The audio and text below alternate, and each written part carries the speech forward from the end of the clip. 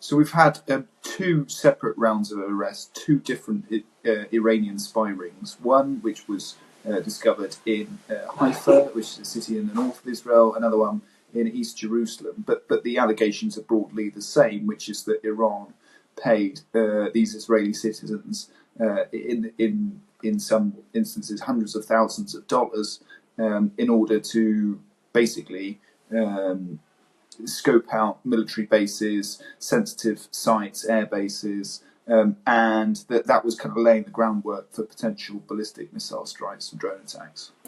I was going to ask about that. I mean, is there evidence already of how Iran is using this intelligence? Well, if you cast your mind back to that Iranian ballistic missile attack of earlier this month, they appear to have some success hitting the Nevatim air base in southern Israel.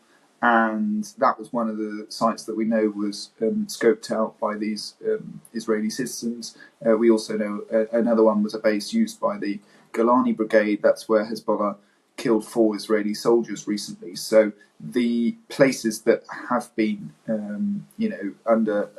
of interest to Iran have certainly been hit in recent weeks. And Israeli prosecutors allege that Iran has been paying these suspected spies in cryptocurrency. When is it believed they were recruited? Do we know? Well, the longest serving spy appears to have been working for as long as 2 years. So this is well before October the 7th. This is kind of seeding operation that's gone on for some time.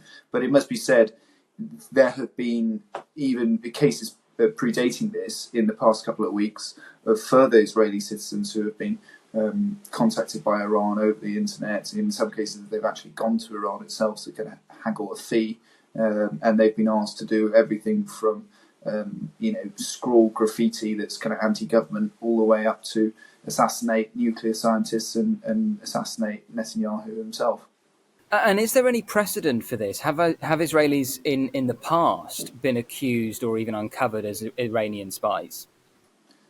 Yes, they have, but not on this scale and so many at once. And it kind of implies that, well, I think in the age of the internet, it's easier for Iran to just reach out and offer to pay someone, and for, it might start small scale. Can you put this thing here? Can you take a picture of this? And then it kind of builds up and you can see how someone is recruited. But I also think they're learning from the tactics of Mossad, which is the Israeli Foreign Intelligence Service, which has had plenty of success in Iran of late, organising assassinations and sabotage, and they've mainly done that basically by doing exactly the same as what Iran is now doing to Israel, which is recruiting disillusioned and underpaid Iranians and paying them lots of money to carry out certain tasks. What has been the reaction inside Israel to these arrests? I mean, presumably being accused of spying for Iran is about as serious as it gets in the courts of Israeli public opinion.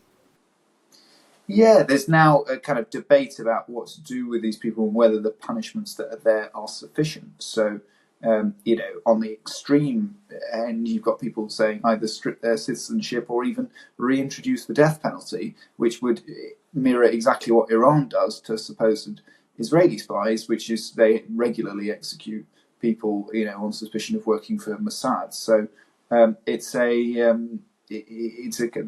certainly up for debate, but I don't think they've ever had to deal with something as large as this. So that's why you're kind of seeing this back and forth, and obviously it's an incredibly tense time given that we're expecting the Israeli response to those ballistic missile attacks. And it's interesting you mentioned that Iran has almost taken a leaf out of Mossad's book in terms of the ingenuity of some of the tactics they're using. How effective would you say the Iranian spy operation is now, and is it increasingly effective? I mean, it suggests so. If they've been able to seed agents and take images of military bases over 2 years, that's not nothing. That is quite something, and it kind of mirrors tactics that you've seen in Europe, indeed, and where you basically just hire local criminals, or if you target the kind of the drug addicts or the homeless or those who aren't really invested in society, and you can reach out to people these days, with a swipe of a phone. So clearly they are having more success. I think where they're struggling is their counterintelligence, which is trying to root out spies in Iran, and that's where Israel has clearly had plenty of success, not least earlier this year when they assassinated Ismail Haniyeh, who was the leader of Hamas, when he was in Tehran with a kind of explosive device that was laid,